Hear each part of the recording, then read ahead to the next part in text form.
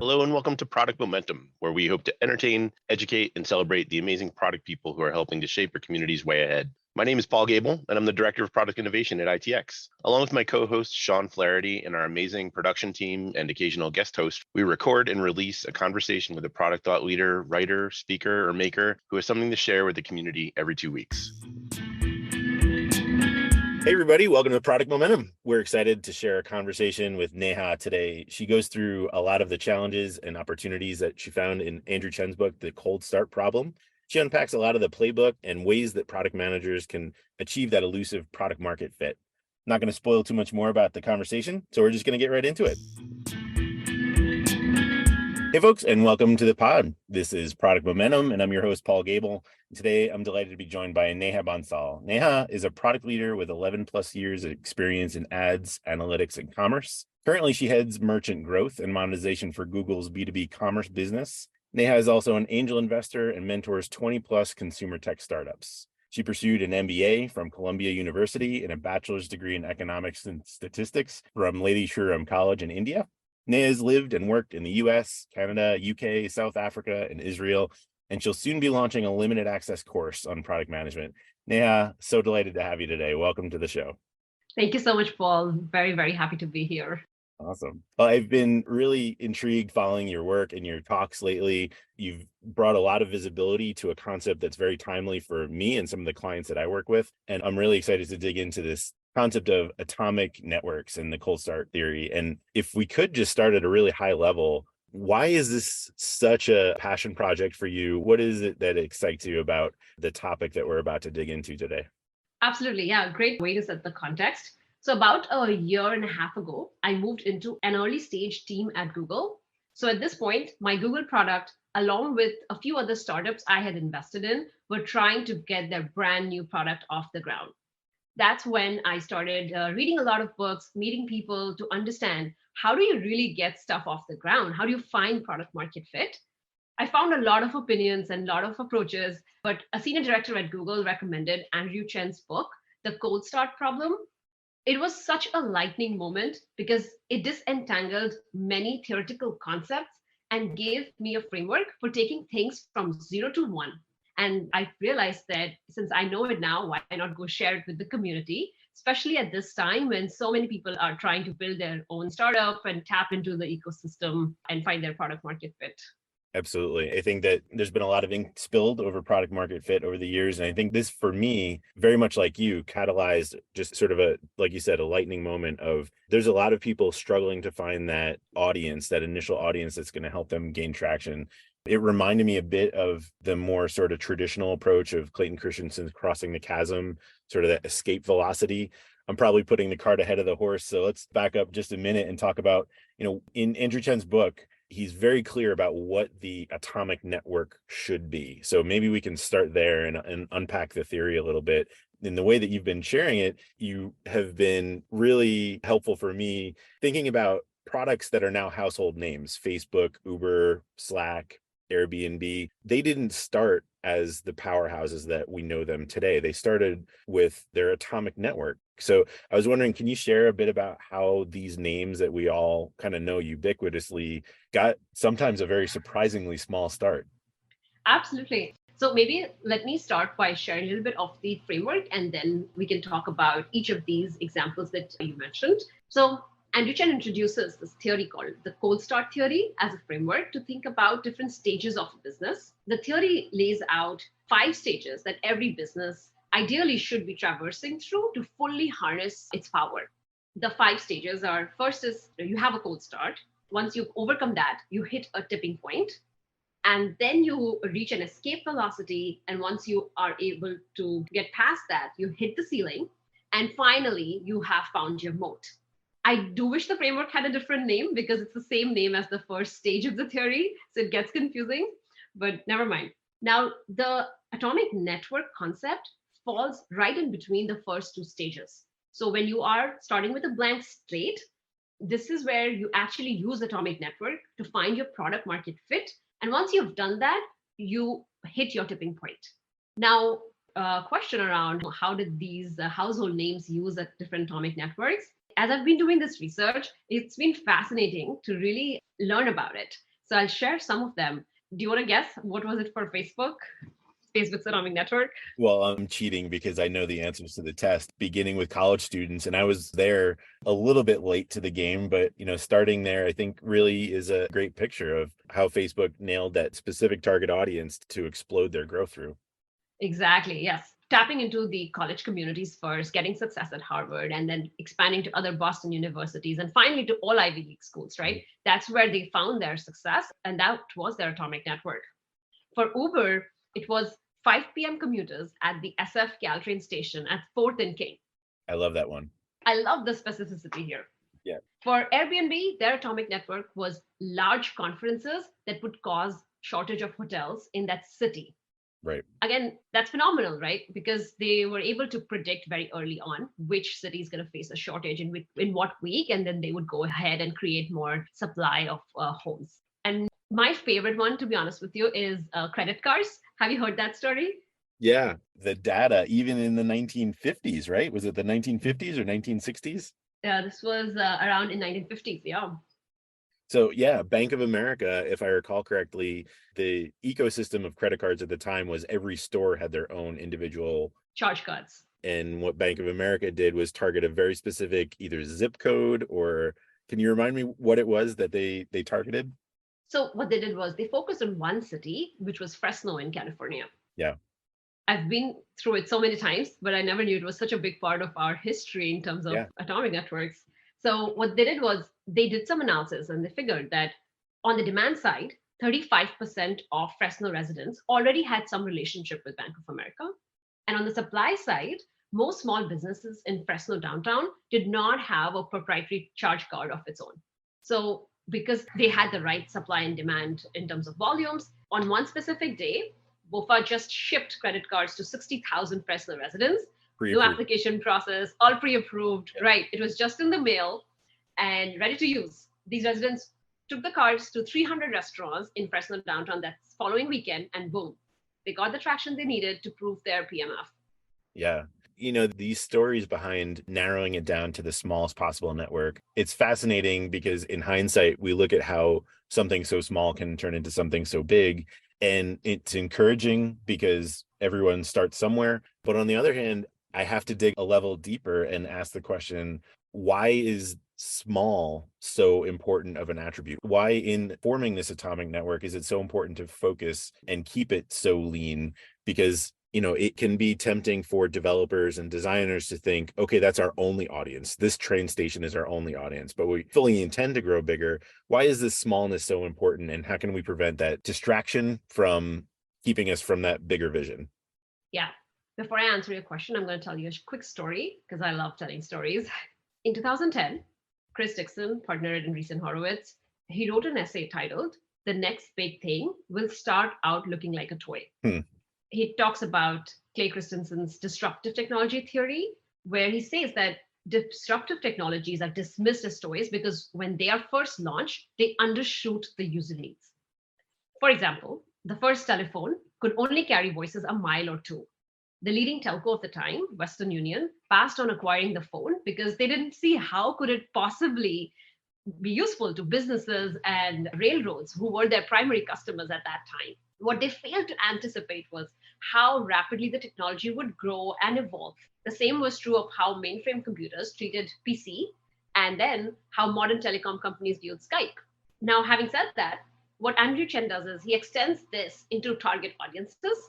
The next big thing will start looking out like it's for a niche network.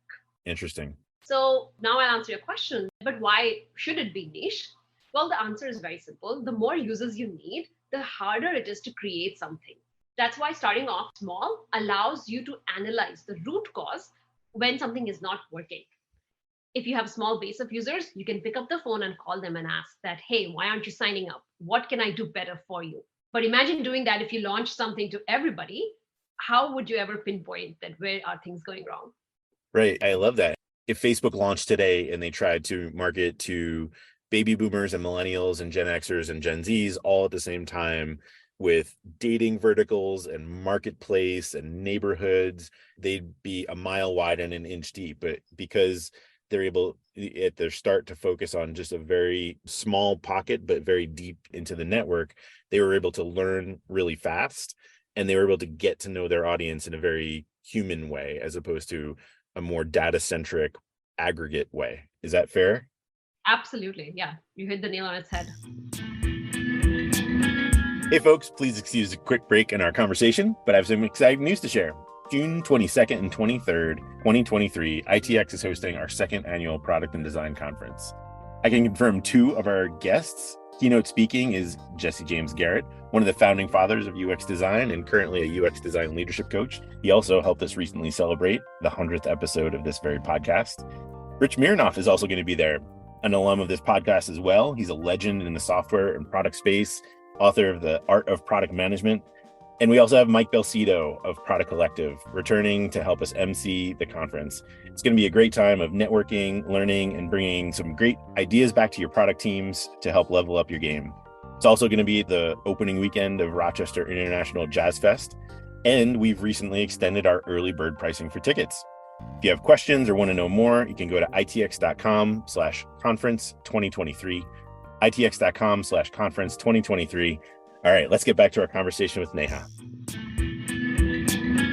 So let's unpack the story to the next level. We have this data now, we've built our network, and now we need to get a playbook to go to market. So how do so many people either miss this opportunity or fail to capitalize on their networks? What are some of the tactics that you've observed that help people to make better decisions once they've achieved this network?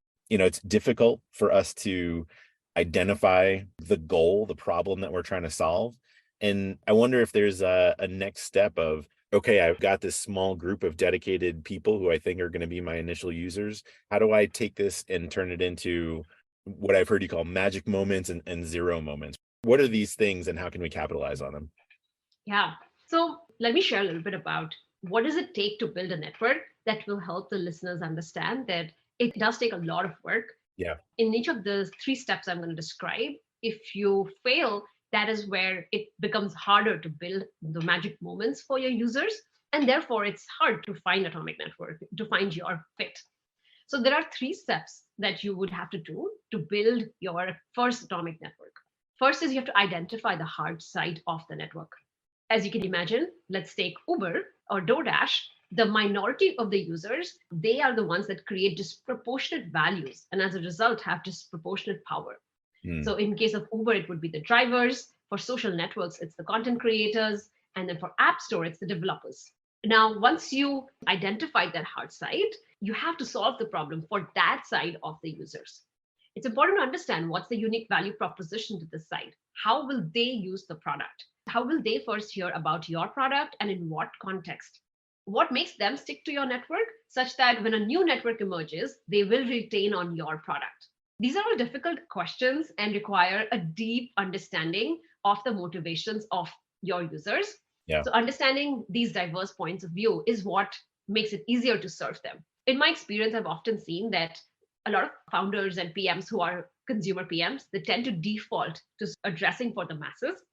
That, hey, let me build this for the users versus thinking, how can I solve this for the Uber, like the driver side, the harder side of the network first. So yeah, and the final step is, once you have an understanding of what do these users need, you need to build a simple killer to use product. And once that product starts delivering magic moments, you have found your success.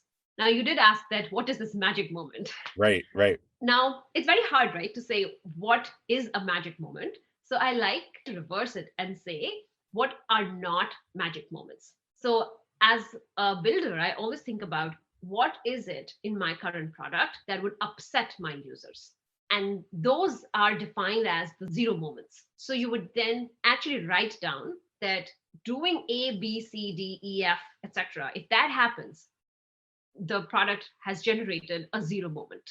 And then you start tracking those zero moments. And your goal as a team is to bring those zero moments down to zero. Right. So, for example, when Uber started at the Caltrain station, they gave their drivers and coordinators an app. I believe it was called StarCraft, that recorded ride completion. Anytime a rider didn't get matched with a driver, it was recorded as a zero. They continuously iterated to completely eliminate these zero moments and therefore find their product market fit in that small atomic network.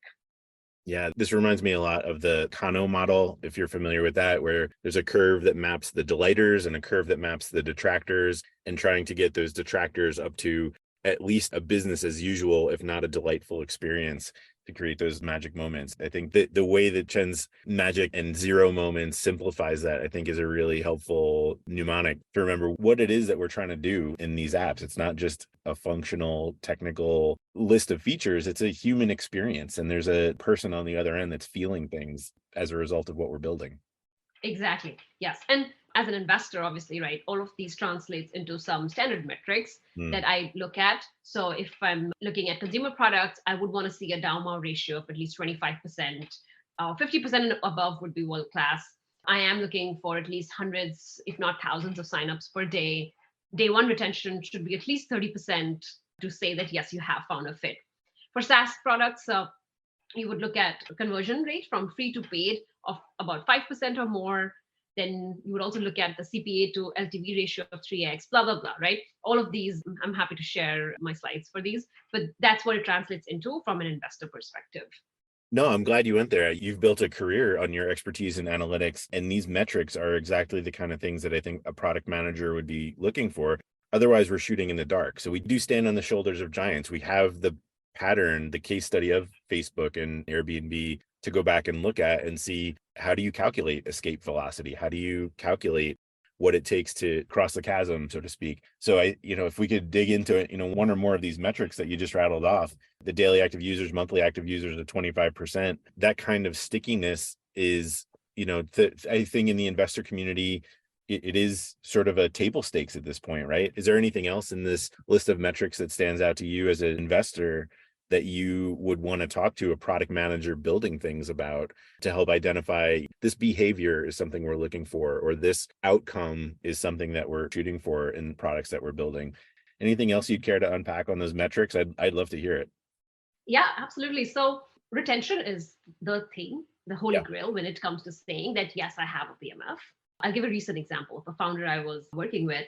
He started in Canada market, was already expanding into the US market and also thinking of doing Mexico. And I helped him understand through a lot of just questions to understand why is he expanding so fast, even though his MRR, his monthly recurring revenue was less than, a few $1,000s at this point. So the answer always is that, oh, because I'm getting some traction in a new market. And there's this, as a founder, you're always also trying to survive and prove retention at the same time.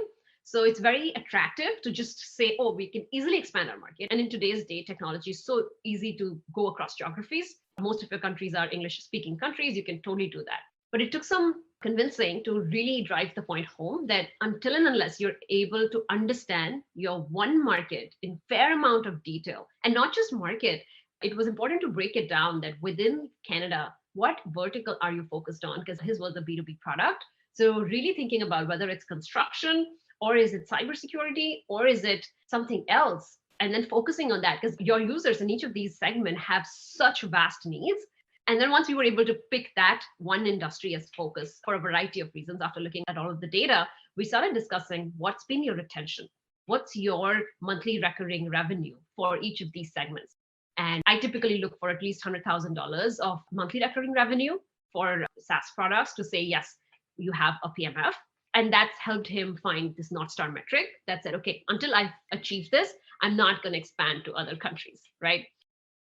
That's great. I really appreciate you unpacking that a little bit more, because I think the way that we come to metrics is usually it evolves or it emerges over time. We look at behaviors and then we say, oh, that's the target, as opposed to saying, here's a pattern that we know works. Here's a playbook that we know is established and has produced a successful result. So here's something that we can shoot for. So I think that sort of metric first mindset is really helpful to begin with. Absolutely. We just have a couple minutes left. I wanted to make sure that I close out with at least one more question about the follow through. And you talked about the hardest part of this process. And I was wondering if you could share, why is it that this seemingly simple idea is so hard to follow through on? What is it about this that can be so game changing for products that are in this early stage and getting to startup? I describe this in just 3 words. scary to commit. At Google, when I was building the B2B marketplace, after a lot of analysis, we decided to focus on plumbers for our marketplace. Mm-hmm. Now, that was scary for the merchant onboarding team because they initially felt like there will never be enough companies of plumbers who would come to the marketplace. And as a PM leader, I had to work a lot with them to help them see the bigger picture. So once getting your team to align on that, hey, this is not a small opportunity, there is much more beyond that, but we want to first prove success in that one niche area. Second is, as a product person, it takes a lot of commitment to say no multiple times. So every time there'll be a feature that, let's say, a user from another atomic network would want, and you have to constantly think that, does my current atomic network that I'm trying to prove success in, does that network need this feature? If no, say no. So it's very hard to say no constantly. And finally, it's a lot about just keeping your team believe in the vision and not feel like we're limiting ourselves to that one small niche network. I think that was always a struggle. Yep. But it's just scary to commit from so many different aspects. Once you get over that, it's fine. And I think once you're over that, it's just about rinse and repeat, which is the nice part. So what I've done is I will write a success playbook of what worked and what didn't work as we were trying to find PMF for that niche network. And then you just go ahead and keep copying that as you're expanding your atomic networks. You know what worked, didn't work, and you also add to the playbook as a team. Yeah. Which becomes very exciting very fast. And then the growth rate of expanding to the next network is much faster than the last time you did it. Yeah, that's great reassurance. It can be scary. I've got two last questions for you that are hopefully quick.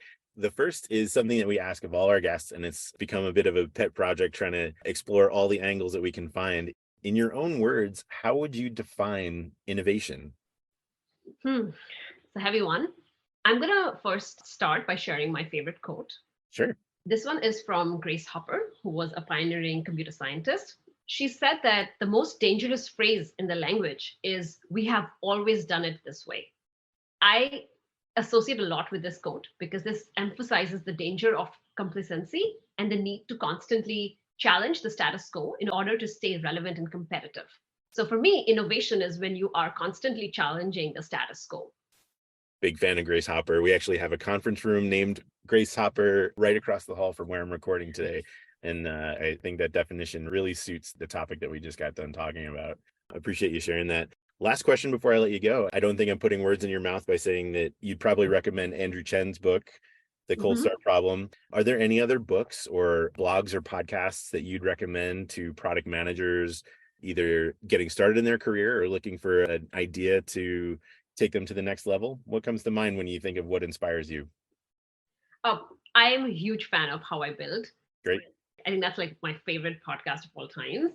But I also like Product Mastery Now for product managers and innovators and leaders. And obviously, I listen to Product Momentum as well. So that would be my top 3 just for today. Well, we're honored to have you as a listener and hopefully a fan.